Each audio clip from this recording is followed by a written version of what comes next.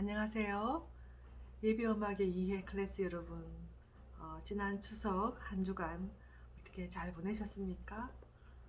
어, 맛있는 것도 많이 드시고 또 온 가족들이 함께 즐거운 풍요로운 한가위 보냈을 줄 믿습니다. 이제 오늘은 제4장 우리 교재에서 예배와 음악 챕터를 들어가겠습니다. 우리 잠시 기도드리고 수업 시작하시겠습니다. 하나님 아버지 감사합니다. 지난 한 주간 동안 또 새로운 계절 가을을 맞이하여 한가위와 함께 온 식구들을 함께 복된 시간 보내게 해 주시고 또 이렇게 6주차 강의를 시작하게 해 주시니 감사드립니다. 질그릇 같은 인생이지만 주님의 보화를 우리 마음에 주심을 감사드립니다. 오늘도 예배와 음악을 통하여 주님 더 잘 섬길 수 있는 사역자들로 준비되게 우리를 도와주옵소서. 감사하며 예수님 이름으로 기도합니다. 아멘. 네. 챕터 4 제4장에 들어가겠습니다. 여러분 책 74쪽입니다. 제가 보내드렸던 또 강의 내용을 보셔도 되시겠습니다. 예배와 음악. 찬양은 예배의 본질적인 요소이며 예배의 중요한 목적이기도 합니다. 예배의 요소일 뿐만 아니라 예배의 중요한 목적입니다. 예배에서 음악의 위치 첫 번째 보시겠습니다. 하나님의 백성에게 있어 음악은 대단히 중요합니다. 그 이유는 하나님을 찬양하는 최고의 도구이기 때문입니다. 하나님의 백성은 음악으로 서로 화답할 수 있고 격려하기도 하고 하나님의 영광을 온 땅에 선포하게 됩니다. 음악은 유니버셜 랭귀지로서 문화와 지역과 종족을 초월한 언어인데 신학이 예배의 형태를 마련해 주었다면 음악은 인간의 시간과 공간의 한계를 초월하는 영적 세계로 우리를 인도해 나가는 힘이 있습니다. 음악은 인간의 육과 영에 큰 영향을 미치는 힘을 가지고 있고요. 인간의 마음의 완악한 그 심령을 바꿀 수 있는 신비한 힘을 지니고 있습니다. 설교에 못지않게 찬송가 가사와 예배의 음악을 통하여서 하나님, 예수 그리스도, 성령, 부활과 재용서와 같은 교리적인 지식들을 전달할 수 있고 또 전달받을 수가 있는 것입니다. 신학자이면서도 훌륭한 음악인이었던 마르틴 루터, 그의 유명한 찬송 내 주는 강한 성이요, 이 찬송은 우리에게 아주 친숙한 해준 찬송이 되었는데요. 예배에서 신령한 노래와 또 해중 찬송을 적극적으로 도입을 하였습니다. 자, 종교개혁자 마르틴 루터뿐만 아니라 요한 칼빈, 깔뱅이라고도 하고 칼빈이라고도 하는데 요한 칼빈은 예배에서의 음악은 품위가 있어야 한다 라고 말했습니다. 그가 그렇게 말한 이유는 찬송이 하나님을 위한 노래이기 때문일 것입니다. 리차드 알렌버디도 욥기 38장 7절을 인용하면서 그때의 새벽별들이 함께 노래하며 하나님의 아들들이 다 기쁘게 소리하였느니라. 세상은 음악 소리 가운데서 태어났다고 말했습니다. 뿐만 아니라 우리 성경 말씀 누가복음 2장 13절에서 14절의 말씀은 홀르니 허다한 천군이 그 천사와 함께 있어 하나님을 찬양하여 그러되 지극히 높은 곳에서는 하나님께 영광이요 땅에서는 기뻐하심을 입은 사람들 중에 평화롭다라고 적고 있습니다. 예수 그리스도께서 탄생하던 그 밤에도 하늘과 유대 온 언덕은 천사들의 찬미로 가득 찼는데 찬양 없는 예배는 상상할 수가 없습니다. 찬양 없이 예배를 드리는 그 예배를 상상할 수가 있습니까? 아마 그런 예배가 있다면 참으로 메마르고 힘든 예배가 될 것입니다.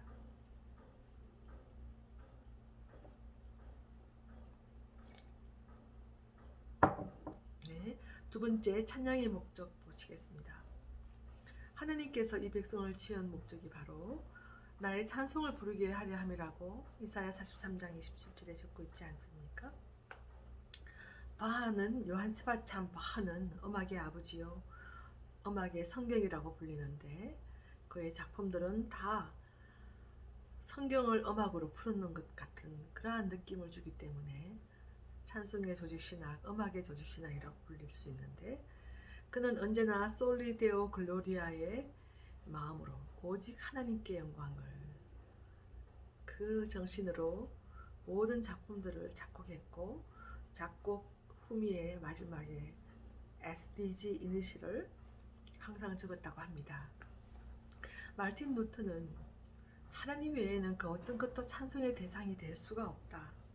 그리스도인의 음악은 하나님이 인간에게 주신 가장 귀한 선물이다 라고 말했죠. 찬송은 하나님의 자녀들이 할 수 있는 일 중에 참으로 가장 위대한 일이며 가장 고상한 표현일 것입니다. 그러므로 영적 생활의 최고의 표현은 하나님을 찬양하는 데 있겠습니다. 자, 두 번째는 찬양의 목적으로 가겠습니다. 찬양의 목적은 계속 찬양의 목적 부분을 하겠습니다. 자, 찬양은 위로는 수직적으로, vertically는 하나님을 향하여 드리는 것이고 수평적으로, 수평적 차원에서는 회중 상호 간의 유익을 위하여 서로에게 반드시 덕이 되어야 하고 유익이 되어야 합니다. 고린도전서 14장 26절에 모든 시와 말씀, 계시, 방언, 통역은 덕을 세우기 위해서라고 그렇게 적고 있습니다. 우리가 염두에 둬야 할 것이 있다면 무엇을 위해 찬송을 드리며 누구를 위해 찬송하고 있는가, 그리고 그 찬양을 듣는 사람들에게 과연 edification, 유익이 될 것인가, 덕이 될 것인가를 항상 우리 지도자들은 고려해야 하겠습니다. 우리는 평신도가 아니고 또 음악을 이끌어 음악을 통해서 회중들을 주님께 인도하는 자들이기 때문에 항상 첫 번째는 하나님께 영광이지만 두 번째는 사람들을 세우고 사람들에게 덕이 되고 유익이 되어야 하겠습니다. 네, 그래서 그 세 번째 그 찬송은 덕이 되어야 하고 유익이 되어야 된다는 것을 항상 기억해야 되겠습니다. 그리고 예배음악은 첫 번째는 하나님께 영화롭게, 두 번째는 사람에게도 좋은 덕을 끼치고 세 번째는 영적인 감화를 줄 수가 있어야 하는 것입니다. 자, 이제 세 번째로 가겠습니다. 예배에서 음악의 역할을 보시겠습니다. 음악은 시대를 막론하고요, 예배에서 중요한 역할을 해왔습니다. 신앙과 신학의, 그리고 신앙과 음악의 균형을 잘 갖춘 예배음악은 교회 부흥에 또 그리스도의 복음의 디딤돌 역할을 했고, 균형을 잃은 예배음악은 오히려 예배와 교회 부흥의 걸림돌이 되었습니다. 예배음악은 음악이라는 도구를 통해서 하나님과 교회를 섬기는 목적으로 사용되는 음악입니다. 음악적인 우수함과 더불어 예배음악인의 신앙과 인격, 영성이 함께 나가지 않을 때는 예배의 분위기를 흐트리고 맙니다. 세상 음악은 사람들의 혼을 움직이고 사람을 감동시키고 흥분케 하지만 예배음악은 회중들의 그 마음을, 회중들을 영적으로 하나님께 인도해가는 역할을 해주어야 하기 때문에 예배 음악인은 내면의 신앙과 인격의 성숙이 어떤 면에서는 자신들의 연주나 기교나 그런 테크닉보다는 훨씬 더 중요하다고 말할 수 있겠습니다. 예배 음악인들은 영적 성숙을 위함보다 더 많은 시간과 에너지를 또한 음악에만 집중하려 하는 그러한 유혹에 빠질 수 있는 그런 위험을 늘 조심해야겠습니다. 예배 음악을 예술적으로만 접근하게 된다면, 예술적 성취에만 목적을 포커스하게 된다면 예술 지상주의에 빠질 수가 있습니다. 예술 지상주의에 빠지는 음악가들은 너무나 우리가 많이 볼 수 있지 않습니까? 연주회장에 갔는데 너무 아름답게 지휘를 하고 합창 음악을 들을 때 숨을 죽일 정도로 정말 소름이 끼칠 정도로 아름다운 음악을 만들어내는데, 지휘자가 나와서 절을 할 때 그 지휘자는 거의 신적인 영광을 받고 박수를 받습니다. 그럴 때 그 지휘자가 그 찬송과 그 음악을 하나님 앞에 다시 돌려드리지 않는다면 그 마음에 때때로 루시퍼의 영이 들어갈 수도 있겠죠. 정말 사람들이 나에게 박수할 때 우리가 정말 그 박수가 대상이 하나님께로 다시 돌려지지 않는다면 참 위험하다고 볼 수 있습니다. 그래서 위대한 음악가나 위대한 설교자들이 넘어지는 이유가 스파트라이트를 받을 때 그 박수와 그 시선 집중이 하나님께로 다시 돌려드리지 않으면 굉장히 위험하다고 볼 수도 있겠죠. 음악도 예술 지상주의에 빠지지 않도록 해야 되겠습니다. 훌륭한 예배 음악은 회중들을 감화시켜서 하나님을 찬양케 하고 참된 예배를 드리도록 이끌어가는 중요한 역할을 하기 때문입니다. 예배 음악은 음악으로 목회 기능을 수행해 가는 중요한 도구이고요. 또 예배 음악을 담당한 자들은 교회 내의 음악 목회자로서의 역할을 잘 감당할 수 있도록 예배 음악에 대한 전문적인 교육과 훈련을 받을 필요가 있습니다. 여러분들처럼요. 여러분은 지금 우리 신학생들의 아주 극소수의 10%가 되지 않은 이번 학기에 제 수업을 18명이 듣고 있어요. 학생들의 한 400명, 300명에서 400명 되는 우리 학생들의 10%면 3, 40명이 되어야 되는데 10%가 레이집한데 오히려 5% 정도밖에 되지 않습니다. 아마 비대면 시대이기 때문에 그런 것 같아요. 노래를 잘하지 않으니까 음악 수업을 듣는 것이 겁이 나서 못 듣는 분들도 때로 있는 것 같고, 또 필수 과목이 우선되다 보니까 선택 과목이 조금 밀린 것 같지만 여러분들이 이 수업을 통해서 교회의 부흥과 교회의 디딤돌을 성장의 디딤돌이 될 수 있는 그러한 많은 것들을 경험하고 배울 수 있기를 간절히 소원합니다. 자, 여러분 혹시 예배 음악을 담당하면서요, 음악적인 완벽함을 추구해 본 적이 있습니까? 우리가 완벽하게 하나님을 예배할 수 없듯이 완벽한 예배 음악이란 있을 수가 없습니다. 다만 매번 더 나은 예배 음악을 또 더 나은 음악으로 하나님께 올려드릴 수 있도록 부단히 애쓰고 부단히 노력할 뿐이죠. 네, 최선을 다할 뿐이죠. 완벽한 것은 완벽한 설교나 완벽한 음악은 없겠지만요. 자, 훌륭한 예배자로 나아가는 길. 첫째는 하나님과의 깊은 관계를 유지하는 것. 예배보다 예배의 진행과 과정, 음악의 종류, 스타일, 사람들과의 관계, 또 사람들의 반응 등에 더 집중하다 보면 영적인 면에서 소홀해지기가 쉽습니다. 일주일 동안 예배 시간 외에 하나님과 동행하지 않는다면 주님보다 자신의 음악적인 기량에 또 자신의 실력에 더 많이 의지한다고 볼 수가 있겠죠. 훌륭한 예배자는 하나님과 친밀한 관계를 유지하는 자입니다. 예배 인도자는 날마다 생수가 되시는 주님으로 체험을 받는 그러한 삶을 살 때에 더 귀한 사역자로 발전할 수가 있겠습니다. 두 번째는 섬김의 자세를 갖는 것입니다. 세 번째는 삶의 예배 드리는 것들. 6일 동안의 삶의 예배가 그 말씀을 삶으로 실천할 때 우리의 삶의 일상의 예배가 온전해질 때 또 우리의 예배가 더 하나님과 가까이 갈 수 있는 예배가 될 것이라고 확신합니다. 자, 세 번째 이제 했고, 네 번째는 자기 은사의 훈련성. 아무리 우리가 정성을 다해서 예배 드린다 할지라도 음악 자체가, 찬양 인도 자체가 너무나 부족할 때는 예배의 디딤돌이 될 수가 없고 걸림돌이 될 수가 있거든요. 그래서 주님은 우리에게 주신 은사를 최대한 발휘하도록 권면하고 있습니다. 디모데후서 1장 6절에요. 그래서 은사들을 불릴 듯이 우리에게 주신, 이미 주님이 주신 은사들이 다 있으니까 그 은사를 불릴 듯이 훈련해서 하나님은 언제나 준비된 자를 사용하시고 하나님이 주신 은사를 사장하지 않고 매일 훈련시키시고 또 그 은사들을 잘 다듬어서 소중하게 쓰임받도록 우리가 준비하고 또 최선의 노력을 기울여야 되겠죠. 네. 이제는 성경적인 예배의 성격을 보시겠습니다. 하나님 중심의 예배, God-centered worship. 예배는 하나님을 만나는 장소이고 시간입니다. 그렇기 때문에 인간의 모습은 가급적으로 숨겨져야 합니다. 회중들의 시선이나 초점이 집중되지 않도록 조심해야 하겠습니다.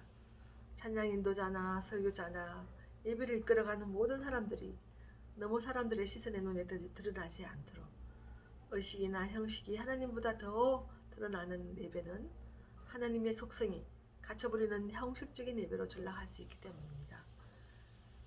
형식이나 의식도 중요하지만 예배 인도자들 또한 중요하지만 그 모든 것들이 언제나 하나님의 속성과 아름다움을 더욱더 드러내고 나타내는 그런 예배가 되도록 우리가 최선을 다해야 하는 하나님 중심 God-centered worship이 성경적인 예배의 첫째 요소이고요. 두 번째 요소는 성경적인 예배의 둘째 특징은 Christ-centered worship, 예배에 그리스도가 중심이 되는 예배입니다. 예배는 예수님의 보혈로 제사함을 받은 사건을 기념하는 시간입니다. 그래서 성경적인 예배는 두 번째 Christ-centered worship입니다. 그래서 언제나 성경적인 예배는 그리스도의 죽으심과 부활과 재림, 즉 복음이 중심이 되어야 합니다. 예배는 반드시 그리스도의 생애가 선포되고 기억되는 시간이 되어야 하겠습니다. 진정한 교회의 갱신은 또 그리스도의 참된 영성 회복은 예배가 그리스도께로 돌아갈 때만이 가능해질 것입니다. 세 번째는 자발적인 예배입니다. 진리를 알지니 진리가 너희를 자유케 하리라. 길, 진리, 생명 되신 주님이 계시는 곳에는 영적으로 참 자유가 있고 평화가 있습니다. 무겁고 근위적인 예배가 아니라 메마르고 딱딱한 예배가 아니라 자발적인 성령님의 교통하심 안에서 자유함이 있는 예배로 나아가야 하겠습니다. 네 번째는 공동체적인 예배입니다.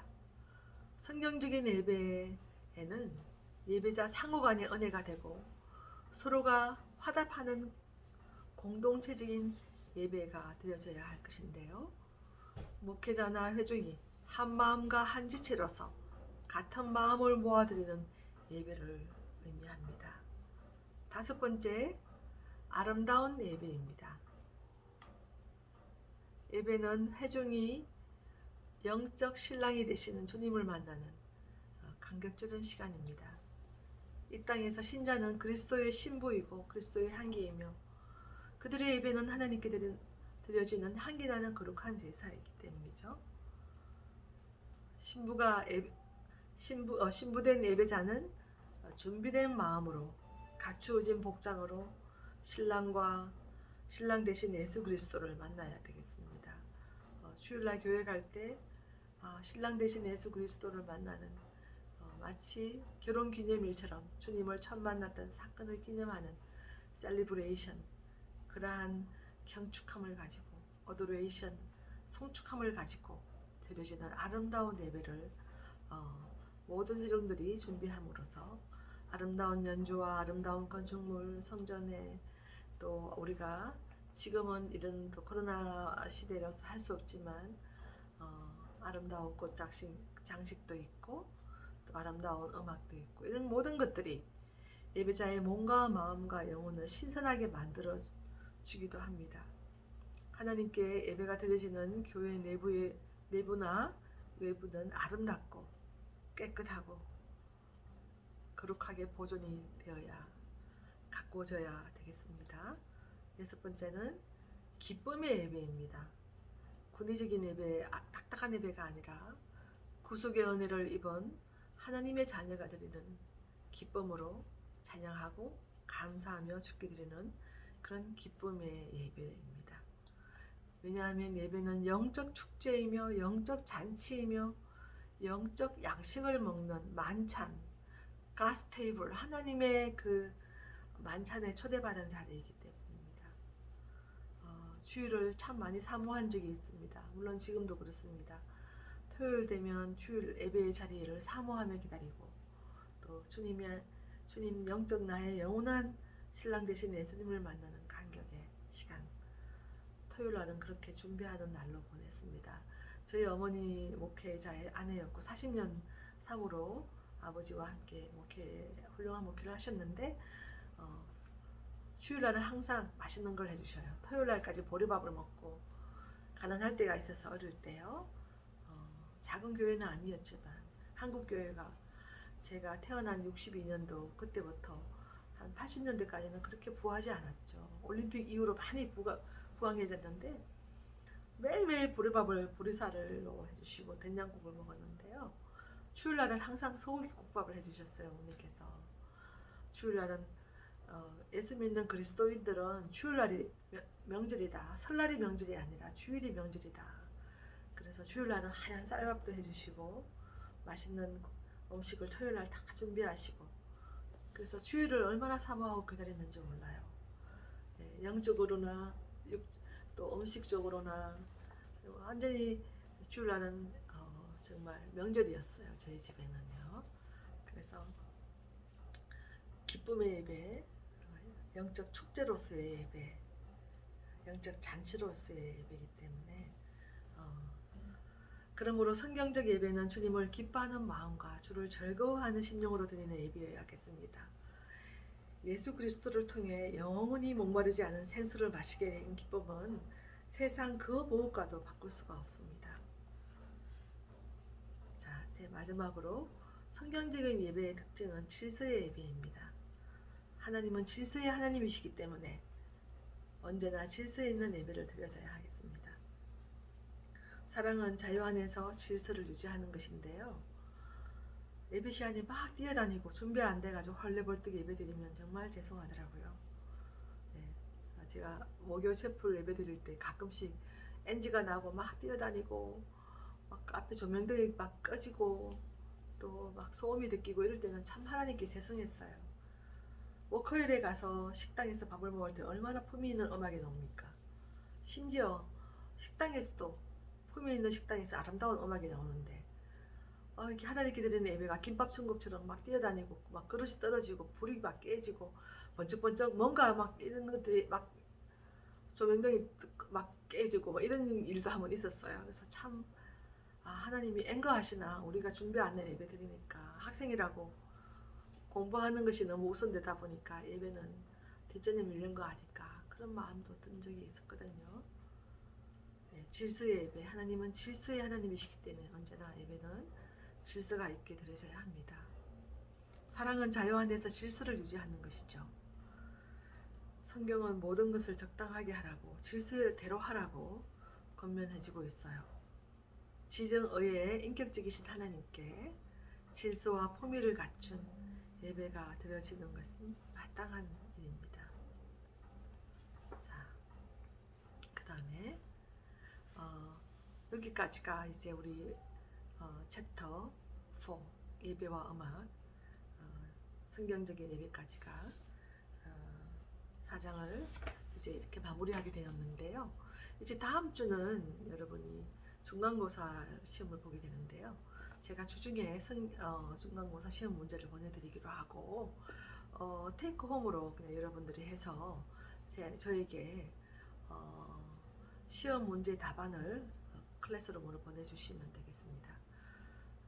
그리고 여러분 대부분이 비대면 수업을 더 선호하는 것 같아서요.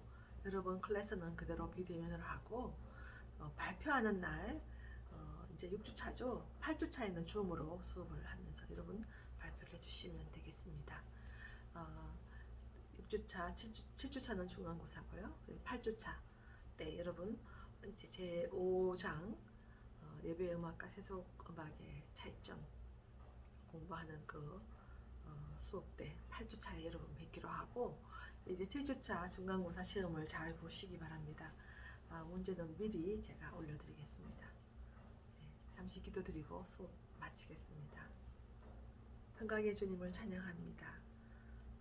또 한 주간 동안 주님 안에 거하며 주님의 음성과 주님을 배울 수 있는 눈과 귀를 열어주시기 원합니다. 감사하며 예수님 이름으로 기도합니다. 아멘. 네, 감사합니다. 수고하셨습니다.